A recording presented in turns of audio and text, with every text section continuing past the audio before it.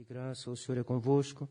Bendita sois vós entre as mulheres, e bendito é o fruto do vosso ventre, Jesus.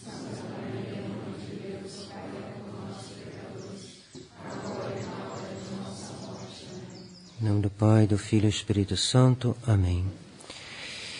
Não se espantem se desde alguns domingos para cá estamos rezando uma Ave Maria no início do sermão, devido aos tempos difíceis e que nos exigem de um suplemento de ajuda, de graça. Por isso nós pedimos a Nossa Senhora para nos ajudar na pregação, coisa tão difícil. E, na verdade, quem opera não é o Padre, é Deus que opera na alma de cada um de nós, a fé, a esperança, a caridade e a compreensão das coisas de Deus. Hoje os apóstolos, Nosso Senhor lhes prediz a sua paixão. E o Evangelho nos diz que não entenderam nada ao que Nosso Senhor lhes dizia. Não entenderam nada. Então a gente pode muito bem escutar uma coisa e não entender nada. É exatamente o que diz o Evangelho de hoje. Eles, porém, nada entenderam, pois esse discurso é para eles obscuro, e não penetravam o que lhes dizia. E por que não penetravam? Porque a paixão é algo difícil de entender. A paixão de Nosso Senhor, os mistérios de Deus são difíceis de penetrar. Daí a necessidade de nós rezarmos o Santo Rosário, porque o Rosário é uma escola de contemplação. O Rosário é uma escola que nos faz ir mais a fundo nos mistérios de Deus. Eu queria lhes ler uma passagem de um livro de São Luís Grignon de Montfort, que nos ajudará, espero, a compreender a necessidade dessa oração quando ela é bem feita. Porque o Santo Rosário é uma escola de contemplação com algumas condições, como tudo na vida, né? Jamais alguém poderá compreender, diz São Luís, as riquezas admiráveis de santificação que estão encerradas nas orações dos mistérios do Santo Rosário. Logo após que Nosso Senhor falou com os apóstolos, eles não entenderam, Nosso Senhor continua o caminho e tem um cego.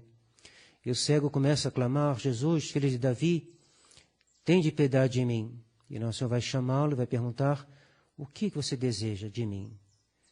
Ele dá essa palavrinha tão simples, que a gente pode aplicar à vida espiritual: Senhor, que eu veja.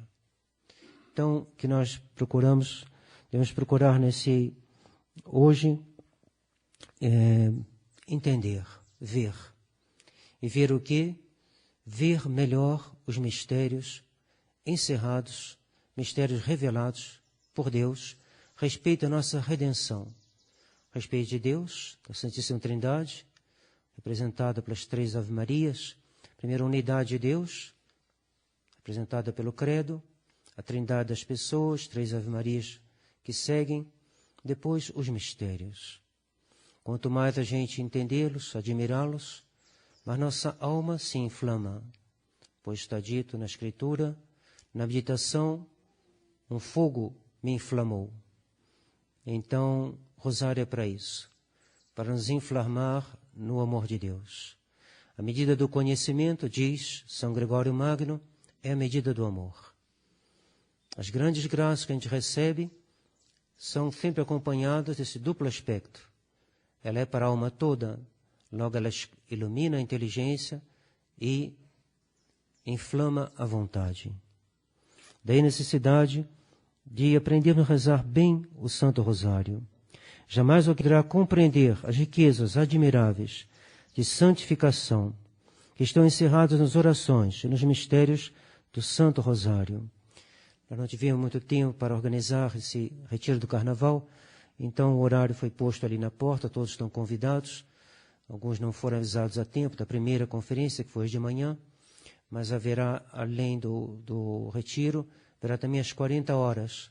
Isto é, hoje à tarde, depois da missa das 4 horas na Capelinha São Miguel, o Santíssimo Sacramento será trazido aqui, nessa capela, e aqui ficará exposto por 40 horas.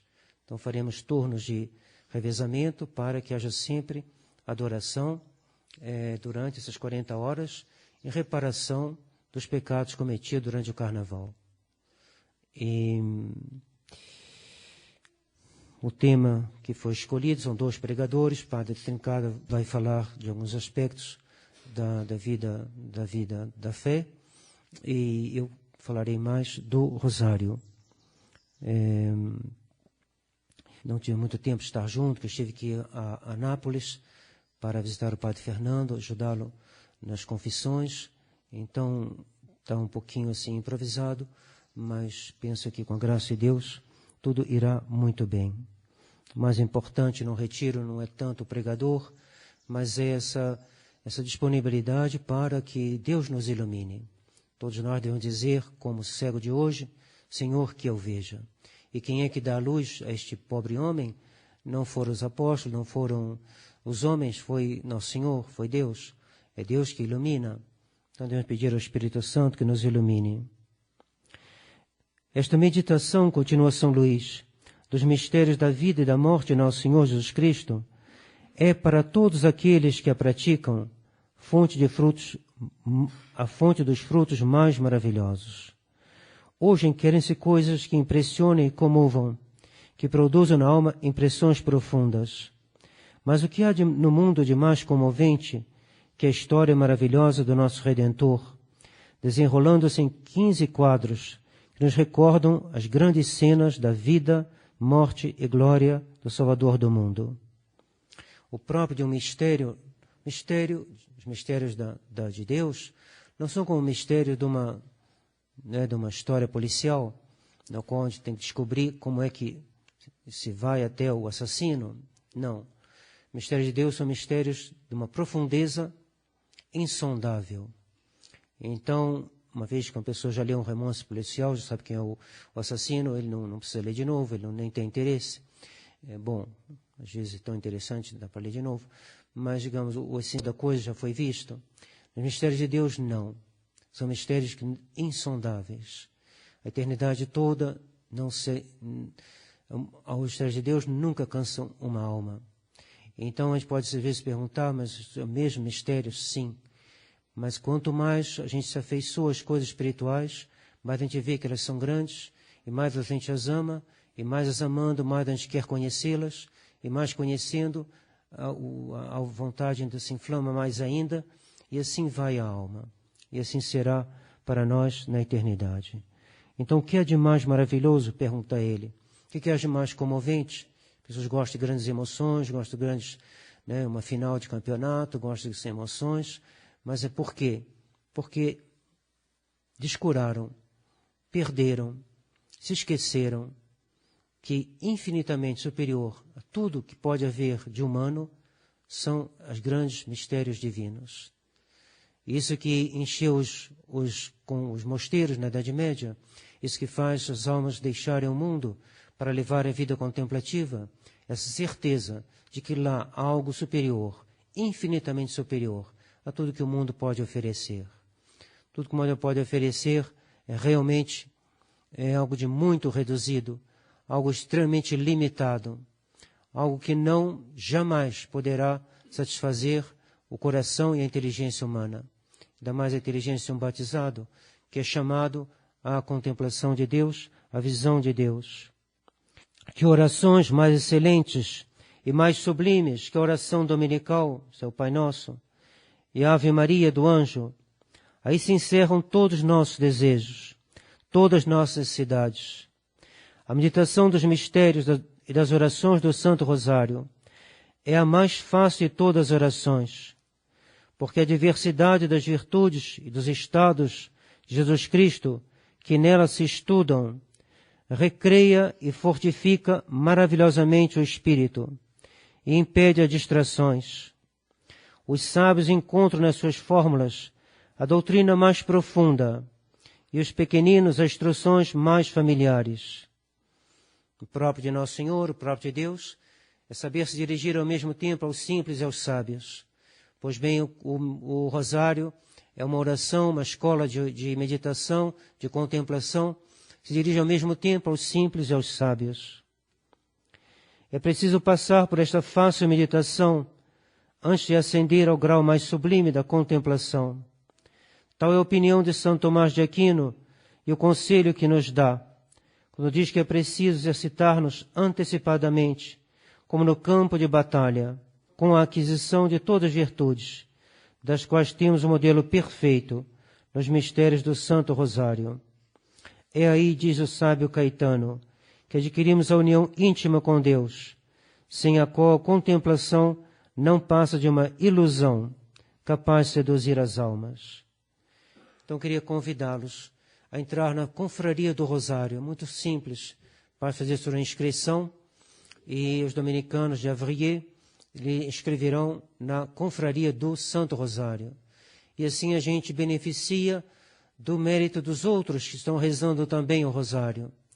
E assim se une as forças como num feixe que é mais difícil de quebrar, porque as almas estão unidas. E repito o que foi dito na primeira conferência, que penso que será de muita utilidade para todos. São Luís Grignon de Montfort nos diz algo que eu não tinha noção, mas que é muito interessante. Todo mundo sabe que o século XIII foi o maior século da história da cristandade e, portanto, da humanidade. Foi o século de São Luís, século de São Domingos, século de São Francisco, século de Santo Alberto Magno, de São Tomás e de vários outros santos.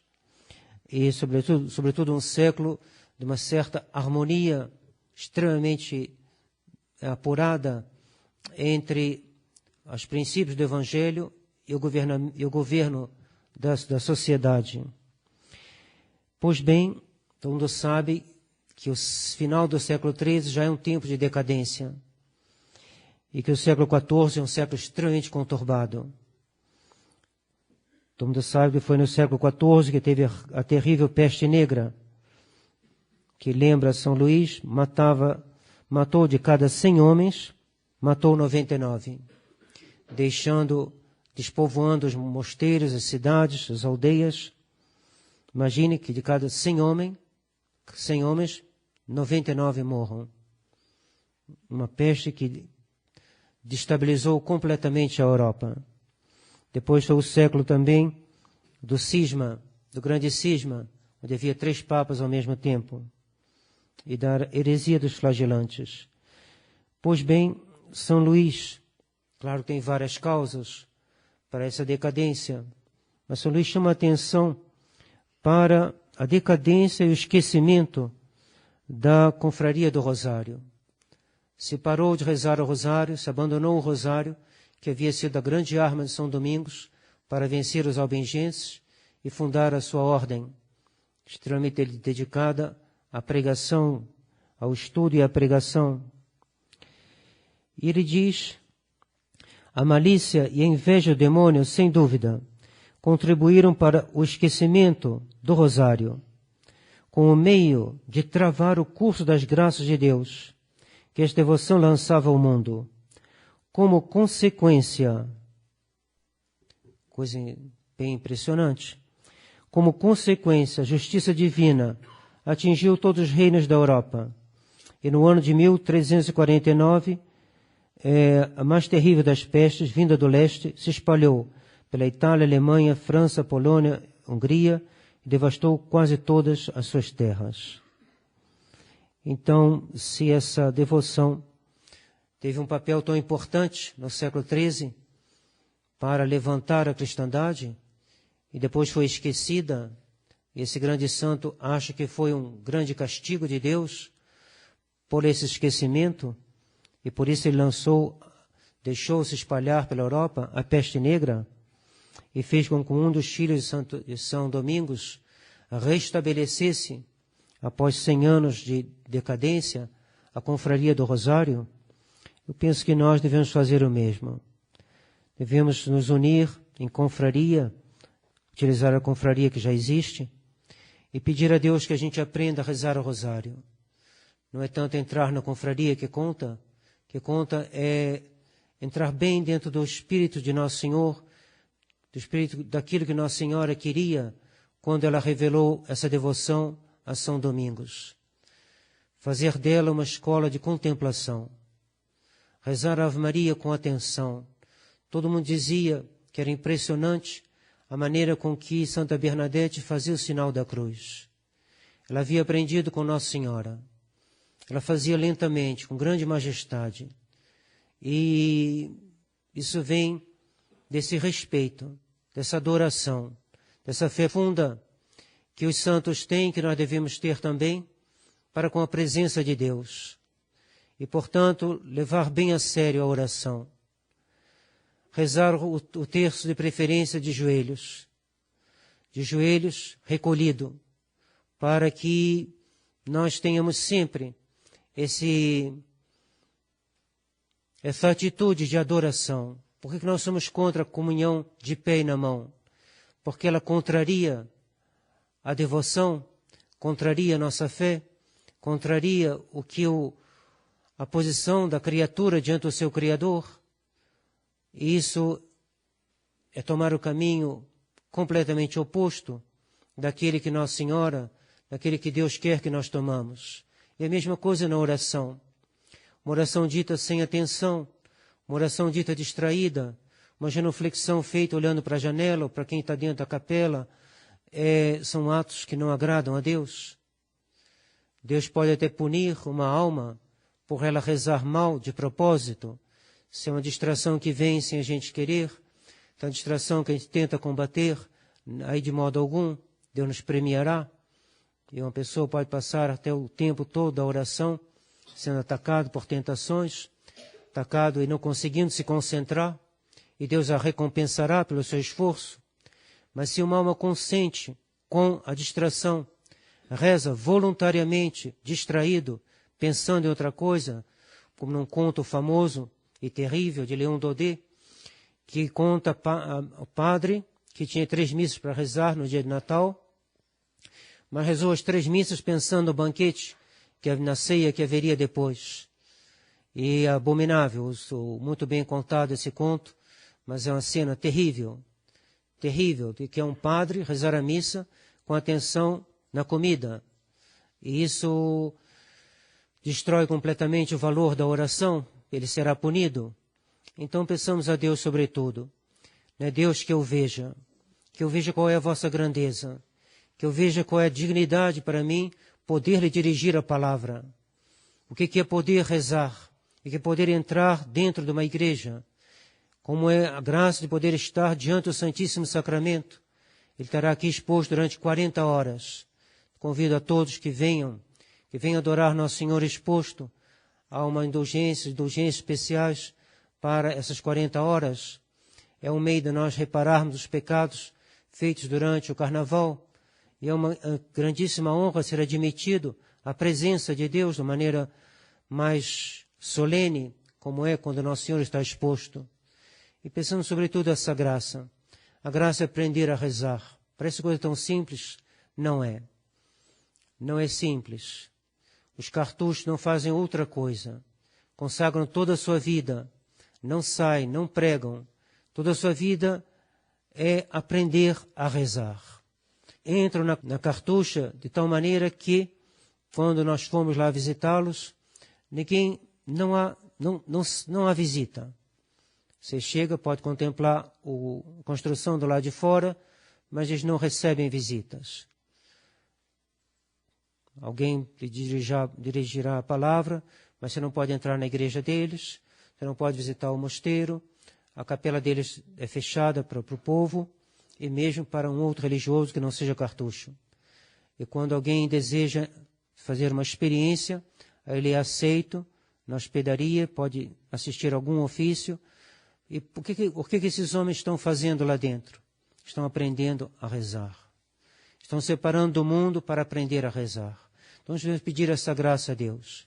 Que eu veja, Senhor, a vossa grandeza e a minha pequenez. Que eu não reze como fariseu, mas que eu reze como publicano. De olhos baixos, batendo no peito, no fundo da capela.